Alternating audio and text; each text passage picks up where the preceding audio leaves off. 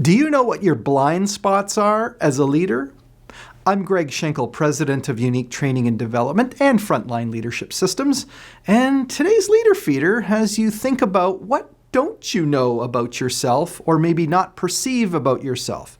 A blind spot for a leader is something that others perceive and see in you, but you don't see it for yourself. And the problem is those blind spots can be actually deteriorating the relationship between you and your team members and could be impairing the results that you generate. And the reason a blind spot is a problem is because those behaviors can start to get out of hand and could even result in a complaint or a problem that gets escalated to human resources. And then you find yourself in a meeting where you have to answer for some of the ways that you're treating people. So let's talk about what some of those blind spots can be. They're usually to deal with your relationship with your team or the relationship you have in assigning tasks to your team. And they just get confused or maybe irritated by how you do things, but you're not aware that they're getting irritated or you're not reading the signals. So let's talk about a few strategies for how you can help eliminate those blind spots, almost like that check that you do over your shoulder when you're changing lanes on the road. How can you get better visibility of those blind spots? So tip number one is to reflect. Honestly think about the interactions that you have with your team and with the people. What kinds of reactions are you getting from them? Can you be self-aware that it might not be the exact reaction you want? Maybe you're getting a slight chuckle to your humor, but you can read into it that the folks are really not as amused as you think that they are. And just doing that reflection, that check-in with yourself to see if that's happening, can be a great way to start eliminating your blind spots.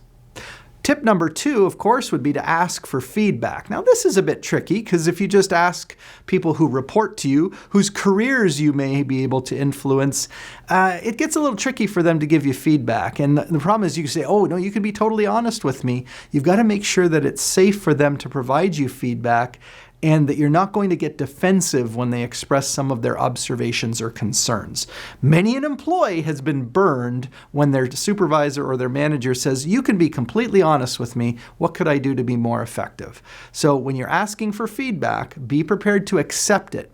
Even if they don't necessarily agree with it, or even if you're not prepared to completely accept that feedback and implement it, you should at least say, hey, I really appreciate being open and honest with me. It takes a lot of emotional security, self-security, to make sure that you won't use that information against them. Otherwise, you'll basically be sending the signal, don't ever give me feedback again in the future. So you ask for feedback. Tip number three is to examine your results. You could say that as a leader, your actions influence greatly, maybe more than you even realize, the results that your team generates. So these little quirks or things that you do with your team or to your team might actually be impairing your results.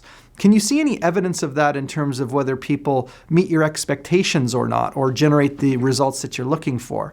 And if you see some variation in that, or it's just not as consistent as you'd like it to be, then the first place you should look is in the mirror. What are you doing that could be contributing to the very problem that's causing you frustration and annoyance as a leader?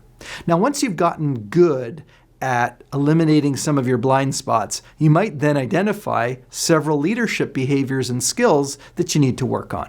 And of course, that's where we come in. Either you can look back in our archives at other Leader Feeder episodes, or what most people do is they go to their HR team and they say, hey, we'd like to bring in some training from Unique Training and Development or Frontline Leadership. And that starts with a conversation, and you can get all that contact info on our website at uniquedevelopment.com. Now, if you prefer social media channels, of course, you can see us on YouTube or LinkedIn, Facebook, and even Twitter. And connect with us because we really want to start that conversation and see how we can help you become the kind of leader that doesn't have blind spots, who demonstrates leadership excellence every day.